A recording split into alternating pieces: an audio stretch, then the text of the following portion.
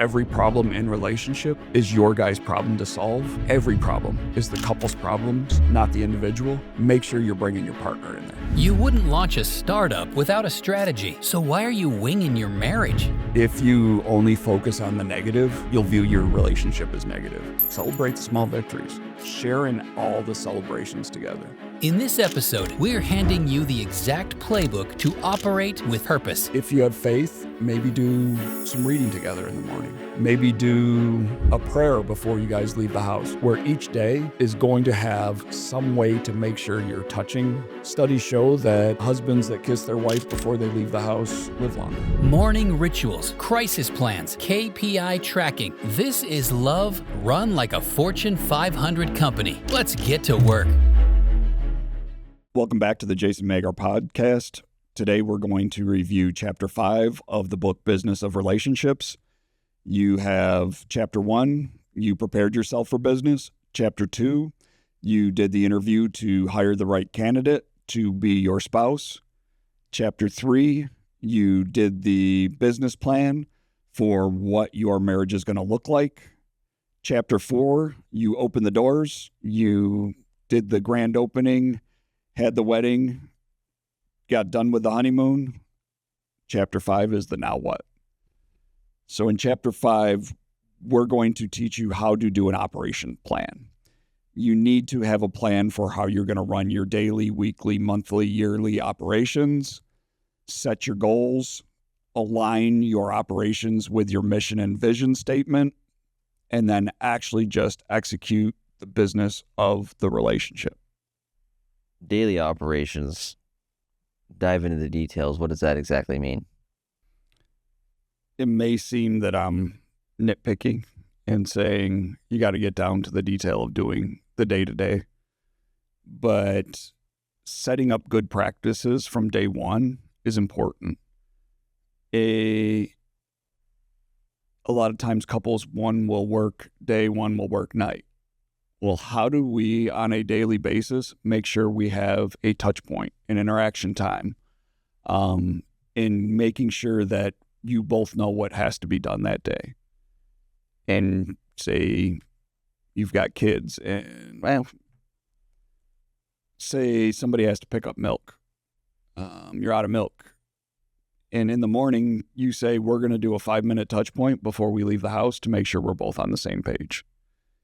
And in that, you review, hey, I can stop and get milk. I get out early today. Today's a good day for me to do that. Or if you're going to have a stressful day, you both know you're going to have a stressful day. That little touch point will let you know, I'm probably going to be a little cranky when I get home. So today we need to plan on a little extra grace and mercy for each other because we're both going to have real stressful days. That's okay. You know at the beginning of your day that when you get home, if my wife's cranky, cool. I already know that. And that gives you just simple. And one exercise I do in restoration with couples is give each other a compliment every single day.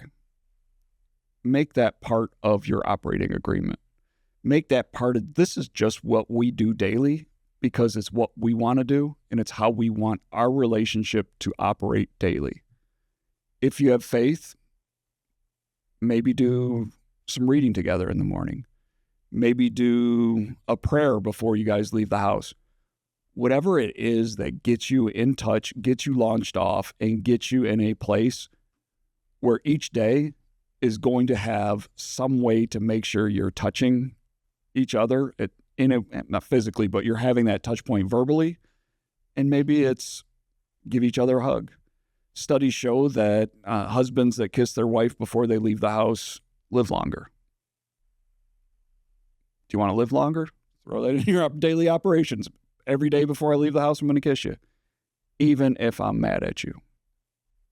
A basic framework for this is like a morning connection, communication throughout the day, an evening routine, and then some sort of affection, which you've laid out in a very approachable standpoint. It doesn't have to look exactly like that, but it can be, that framework can be applied depending upon any schedules. Mm-hmm. And communication may seem unnecessary, but I can't tell you how many people get in arguments. She keeps calling me all day during my work day, and I get in trouble every time I get a call. Probably want to have a communication plan. If I'm going to be in a meeting and I'm going to be with a customer all day, I'll tell Angel, just text me, and there'll be a delay in my response. Now she knows that day, if I text you, it may be 3-4 hours before I respond, versus her just going, wow, my husband's not texting me. What's going on? I eliminate that need to have an unnecessary stressor just because here's our communication plan. Yeah, the days that I'm extra busy, Ariana always calls me on her way home from work. And the days I know I'll be recording at that time, I'll just tell her. I'm probably not going to be able to answer, so she just doesn't even call. Yeah, makes it and easy. And then she gets home and she's just like, what have you been doing? Mm-hmm. And so, yeah, that's huge. And one of the other things that I think is important is if you work outside the house, part of your daily routine has to be, I'm transitioning from my workday to my home day. And your drive home is that time to decompress from your workday and say, when I walk in the door, I'm available to my wife and my family. And a lot of people come in the door expecting that they're going to have a half hour to themselves. They just had a half hour drive home. Use that time effectively so that you switch from workday operations to home life operations and be intentional about it. Weekly operations, date night, weekly meeting. What are some things in your philosophy on that? You're running the daily and you do your weekly touch point. Hey, here's what we did well this week. Last week, here's what we didn't do well. Here's what we have coming up this week. Here's where we're at with money. Yeah. Here's where we're at with money. Hey, we've got this big expense. How are we going to pay for it? You know, this little thing's been bothering me, but I really didn't want to bring it up during the week. Well, now I have a designated time to talk about it. You both come to that meeting knowing this is the point and place where we can talk about things. It gives you that forum to know your voice is going to be heard. So then you can be okay with not having to talk about it during the middle of a stressful week. And if you really want to be, if you have a planner or one of those organized type people, set an agenda. And if there's a couple issues you need to talk about, make sure you both know it so that you come prepared to be able to discuss it. And when you have kids, bring the kids to the family meeting and let them be part of understanding this is how the house operates. It just doesn't magically happen. It's all of us contributing in a way. Hey, what do you have this week at school? Oh, I got tests this week. Oh, cool. So you're going to need a little extra sleep. You're going to need extra time. Let's make sure bedtime's a priority. You're all on the same page. You're all working to the same goal. And it just allows you to get aligned. I think it's the harmony. It needs to be clear, especially if you have kids. I'm excited to share that, but it's earned, not just, doesn't just happen. And that the way to do that is especially starting daily and then it goes to weekly. Then the monthly, what comes to mind? Budget review is usually definitely a monthly. In the finance, I'm CFO. I do the actual budget. Angel's not in the day-to-day of paying bills, but we have to have a specific place to touch point and go, here's where we're at. Hey, we're short. Hey, we got extra. What do we as a family want to do with it?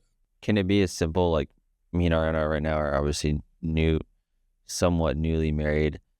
It's now gotten to the point where it's like, Ariana's like, we good? Did we do good? And I go, yes or no. And if it's no, the questions open up. If it's yes, okay, cool, move on. I would challenge you to say, why is it good? If you don't know why it works, you're not able to replicate it. I think yeah, we've just been subconsciously, it's like, just, we entered some new state of mind where it was like, if it doesn't benefit both of us, then it's definitely in a dub for question. And it's like, if we really want something, we'll just consult throughout the month. Like, hey, I really want this. Do you care or do you agree? But I'll have to think about how I can apply that. Or you can do relationship checkup questions. Hey, is there anything, or any of your needs not being met? Anything that I could do to be a better husband? Hey, I've really been working on this in my communication. Is it working for you? And just make sure that you're both there. pick something for the month you want to do and say, hey, let's pick a new word every day and try to enter it into our vocabulary. And at your monthly go, hey, these words I like, these words I don't. Which ones did you like? If you're of faith, share what you're working on spiritually, what God's been talking to you about. If you're struggling at work, say, this month has been really tough. I'm really thinking about trying to get a new job. What do you think? Bring your partner into, because every problem in relationship is your guy's problem to solve. Every problem is the couple's problems, not the individual. Make sure you're bringing your partner in there, whether it's daily, whether it's weekly, whether it's monthly. You unite as a team, and it's our company, the Magar Inc. It's our problem to solve. How do we, as the executives of this company, want to solve this problem? When you and Angel enter your monthly checkup or meeting, does one person kind of lead it more than the other? Or do you guys kind of come together at mutual ground? Did it change over time? Because this is something I could definitely improve, and I'm curious how you guys operate. Sure. Angel and I will have a conversation. We do it every Sunday. And we just turn our family meeting is a weekly every Sunday. Once a month, it's our monthly meeting. But we will touch base on what we want to talk about. So we initiate that conversation on Saturday so that she and I are aligned, because you always want to be a united front with the kids. And then I drive the agenda and Angel takes notes. So she'll type on her phone and send us all the meeting minutes after, so that we all know what we talked about and we're all able to, here's what we talked about and here's where we're at, and go forward. Talk about our travel schedule for the next month. Hey, Angel's out of town. I know that because she's told me in our monthly meeting, and then she tells me again in our weekly meeting, so that I don't forget, because we're both busy. We both have a lot going on, and my daughter has a ton going on. So all three of us are in lockstep of where we succeeded, failed, or if we're doing great, we just ask each other a question, or we turn it into game night and just have fun as a family. But you use it as an intentional place where you're going to have hard conversations if needed. Going to quarterly, you mentioned marriage health check and maybe a mini getaway or a special day. Businesses, when you measure your performance, you'll do monthly, and then every quarter you see where you're at for the year. First quarter, we're really far behind. We know we have to work harder for the next 3 quarters to make up to hit our plan. And you should annually have your goals set for you as a couple. It gives you the ability to do a checkup and how are we progressing? Are we working well towards our goal? If your goal is to be debt-free and you had a plan and your budget supports you being debt-free by the end of the year, if you're done with the first quarter and you haven't paid off a dime of the debt, you're only paying the interest, probably might be a good point to reevaluate. We're not going to hit our goal, but what can we reshape our goal to? And really, variables happened. You got sick, you missed work, you're out of work, your legs broke, whatever it is. How do we realign so that end of the first quarter, how do we do the next 3 quarters together? End of the second quarter, how do we do the second half of the year well? End of the third quarter, how do we finish well? What are we doing for Christmas? What's the plan for that if we haven't talked about it all year? Christmas is going to come. Who's doing the gifts? What are we going to get? Make sure you're just having all those little conversations and then checking in based on your one-on-ones. Hey, those last 3 months, I've been so connected with you. It's awesome. Those last 3 months, we've been so busy. We're really disconnected. What's our plan to get reconnected so that we don't stay in a pattern of disconnection? And one thing written is celebrating the wins. Always good to celebrate wins. If you only focus on the negative, you'll view your relationship as negative. Celebrate the small victories. Share in all the celebrations together.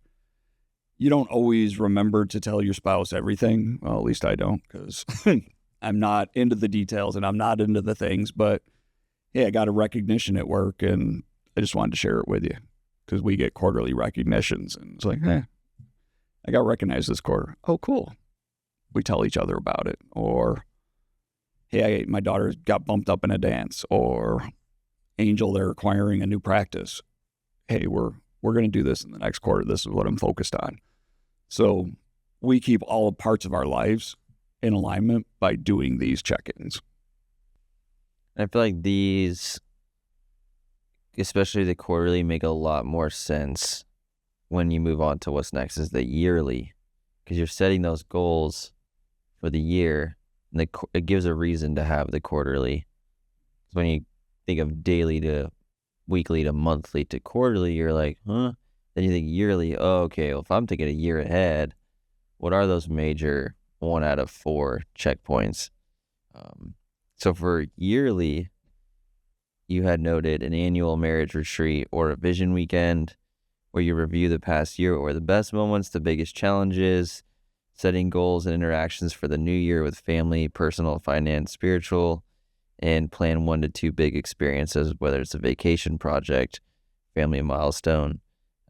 Renew commitment ritual. You have to tell me what your thoughts are on that and expand on that. But that yearly, what does that look like in your eyes? Sure. If you're a corporation or incorporated, there is a requirement for an annual shareholder meeting. It's just part of it. If you're publicly traded, you still have to have that annual vote. It's, if you run a relationship, you should have a goal for the year. You set that at the beginning of the year. You perform with the intent of achieving those goals.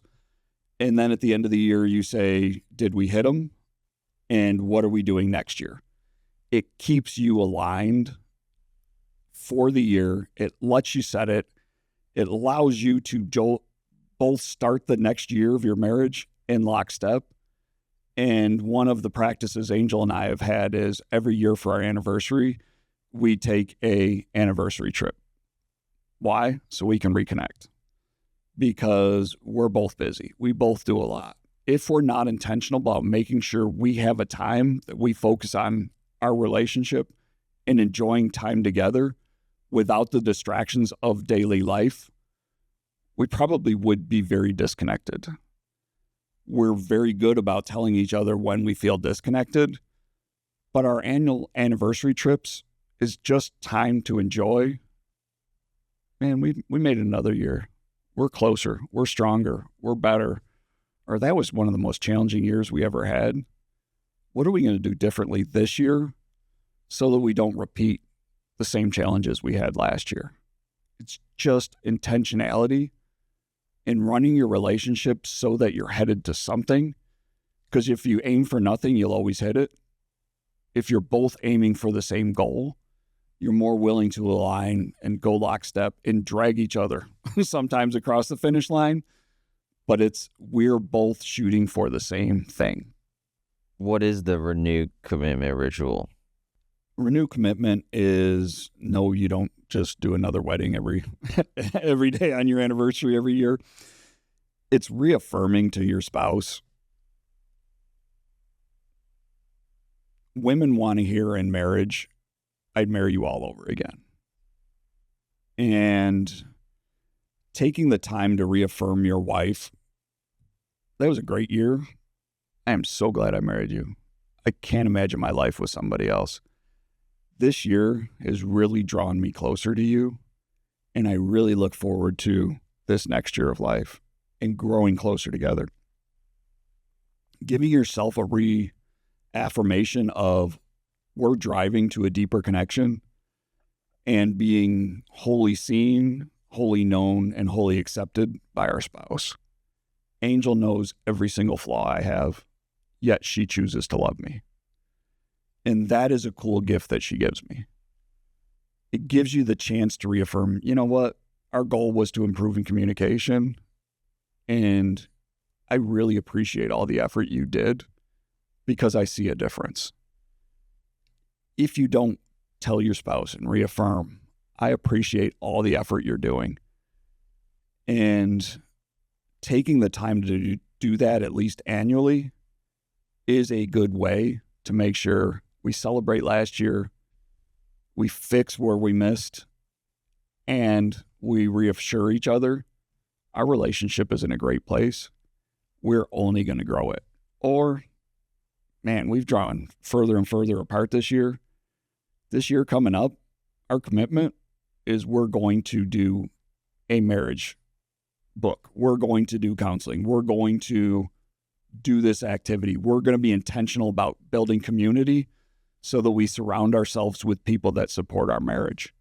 It just reaffirms how do we always stay in marriage as an intentional effort, not just we got married and it just happens.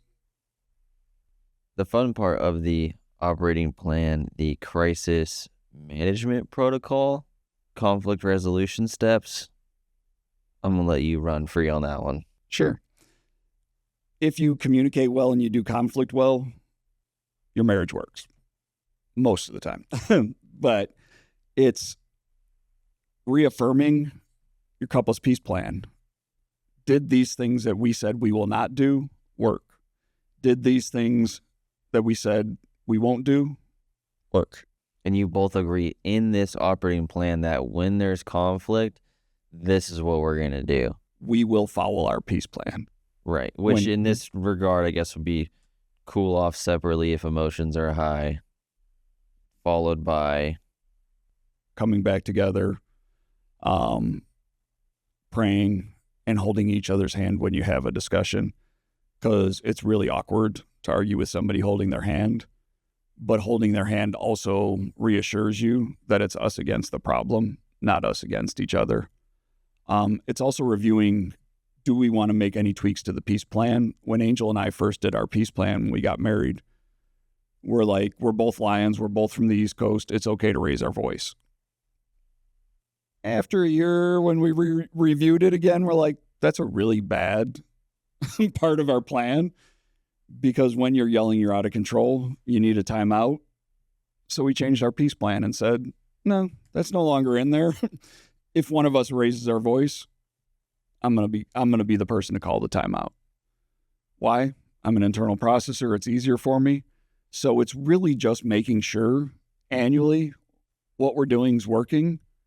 And do we need to have any other interventions? how does a couple create a peace plan if they never have done that? Just wanted to take a quick break from the episode. Hope you're enjoying it. I would love to help revolutionize your relationship. I will be releasing The Business of Relationships, and you can get your copy on pre-order. If you want to click below, give me your information. I will alert you as soon as the book is ready. I'm working really hard to compile my 18 years of experience of studying relationships and my 30 years of business experience to help get this together in a way that makes sense, that you can build your relationship, prepare yourself for a relationship, interview the candidates for your marriage, and then successfully run a business household that allows your relationship to succeed in a way that it never would without this framework. Hope you're enjoying. We have a template for it, and you really just, I'll give examples of things that you should include and things you should not. But one thing on we will not bring divorce up during an argument. We will not call each other names. We will not make it personal, and we won't attack each other personally. Those are really good things to have, and it's important when you're going to have a hard discussion, you review that peace plan and go, okay, we're both on the same page. Now you go into the discussion. If you deviate from your peace plan, you go, we're deviating from our peace plan. We're probably getting escalated. Let's take 5 minutes and come back together. That's the operating crisis protocol for the two of you.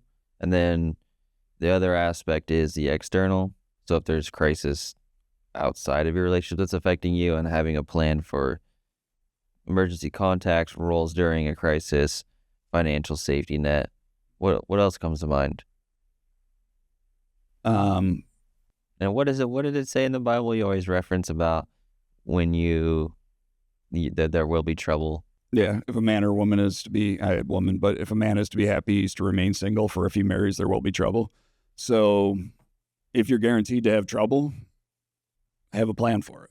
In Financial Peace University, Dave Ramsey says if you don't have an emergency fund, you'll always be in debt because you're not planning for an emergency. Part of your crisis management could be, my car's falling apart. We got to have a plan to get me a new car this year. What are we going to do that? Hey, I'm probably going to have to work extra time. A crisis management plan could be, I'm going to take a second job for the first half of this year so that we have money to buy a new car. Or we know we have to replace our AC this year, barely got us through last year. How are we going to replace it? Do we have the money? And if not, how are we going to get the money without going into debt? Outside of the obvious of just contacts, who does what best in emergency situations and ironing that out, and the financial safety net, is anything else come up that you recommend? With kids, it's really good to have any backup plans for making sure that emergencies with the kids are taken care of. Hey, if we both can't get the kid, who's our person? And that may change from year to year. Hey, this person was available then, but they took a new job. Now they're not. Let's update that person. That's our go-to. If you have a house alarm, who do we want to add as our next contact if the two of us aren't available? And it's really just, how do we plan for the unplanned? Because there's always things that you're not going to know. So what do we do in these eventual nets? If we're going to get called into school and neither of us can make it, who's going to be the one that can arrange their schedule the most to be able to make it? And just kind of having those thought processes so that in an emergency, you don't freak out. You just do what you've already talked about.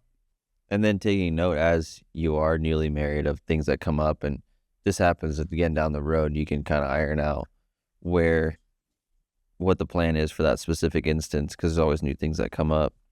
And what didn't we plan for during our business plan and our first year of operations? Hey, we really should have thought about this. Let's add it to part of our operations. I'm listening to this business book right now on this next part of relationship culture and fun, and it was talking about the CEO's job is to create the culture. What does that look like in a relationship? Every relationship is a culture. We as a family will do this. We as a family value experiences more than we value things. So Angel and I adopted that we will take Brooke somewhere on a trip for Christmas so she can experience the world. And that is just part of our culture because we found a lot of value in traveling the world. And we want Brooke to take that away and launch that into her life. We as a family have a culture that we resolve conflict, that we will do communication. And that's my job, to ensure we're operating to those. If there's a problem and Brooke or Angel don't want to talk about it, it's my job to ensure it happens. Why? Because it's my job to enforce the culture. We've agreed upon it. We operate to it. We discuss it. We know it. But if nobody's in charge, then nobody will make sure it happens. It ultimately falls on me as the CEO of our family to ensure that we are operating in a way that aligns with our mission and vision.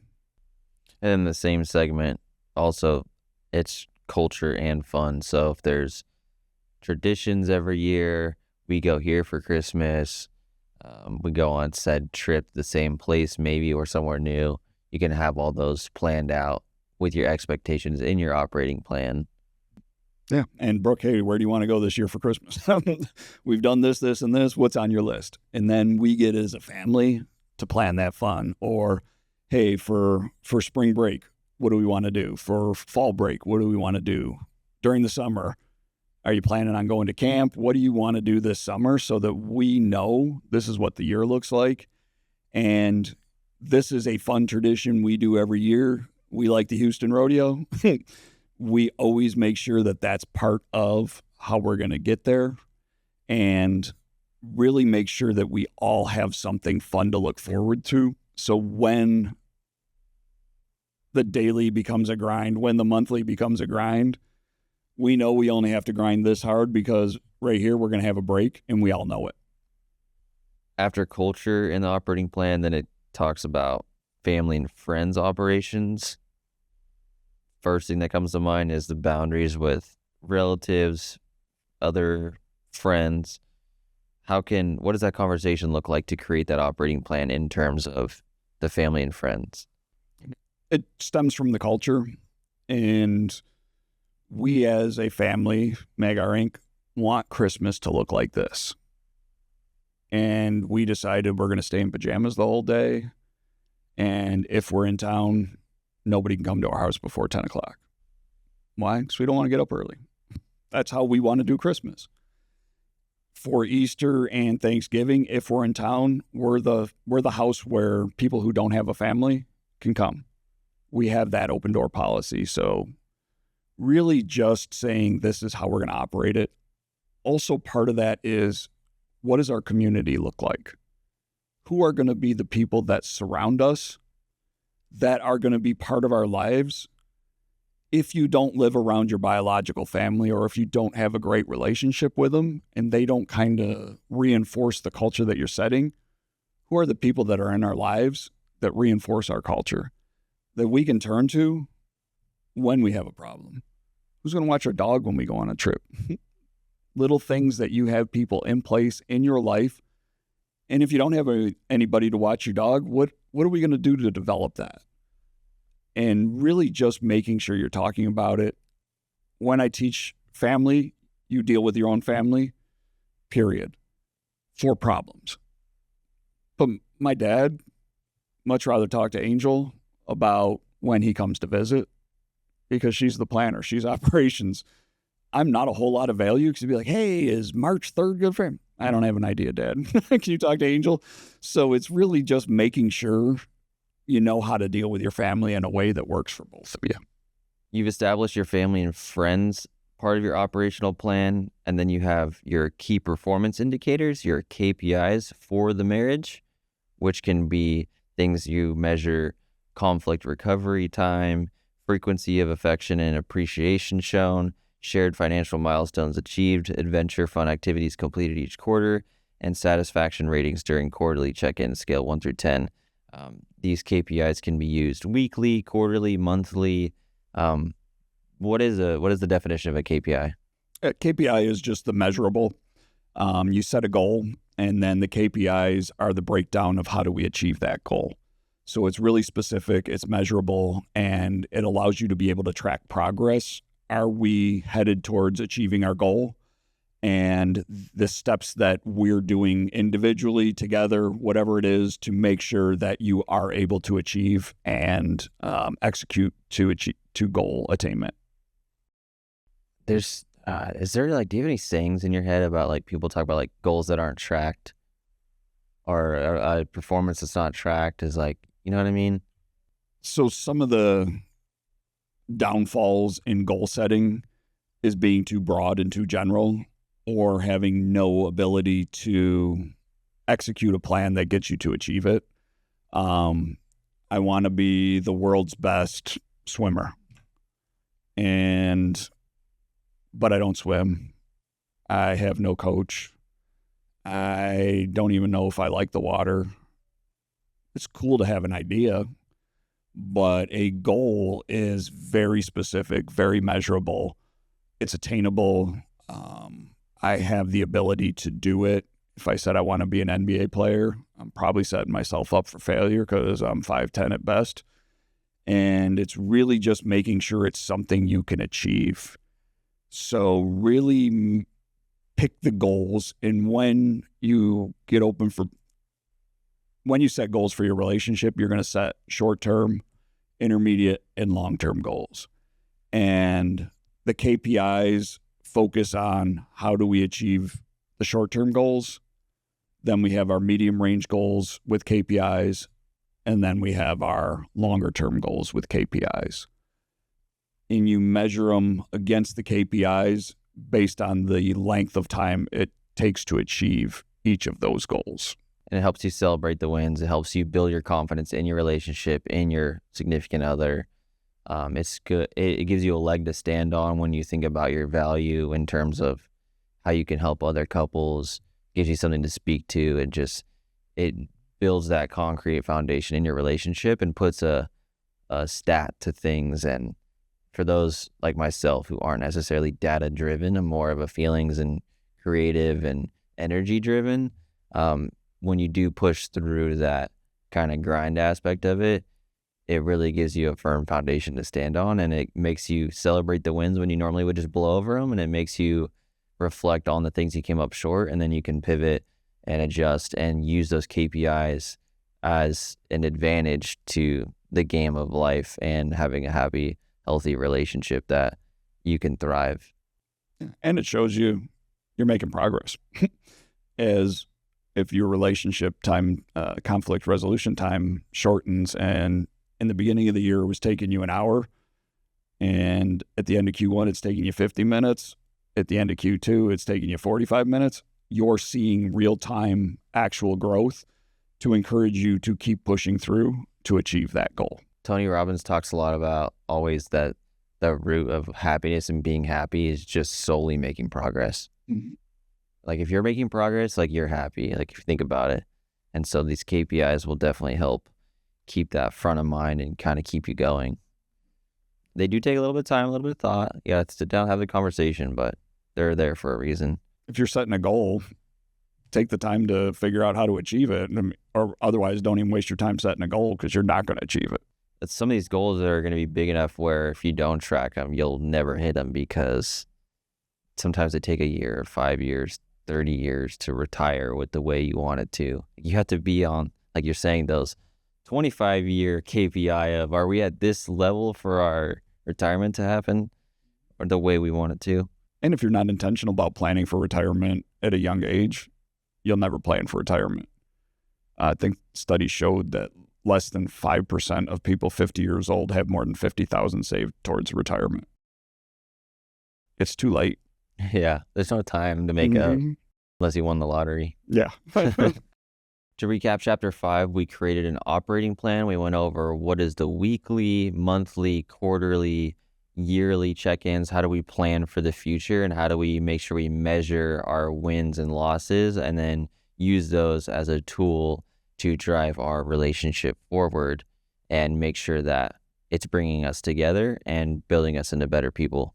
In moving to chapter 6, we're going to take the operational plan. We've got everything running. We're doing business, and you haven't thought of everything.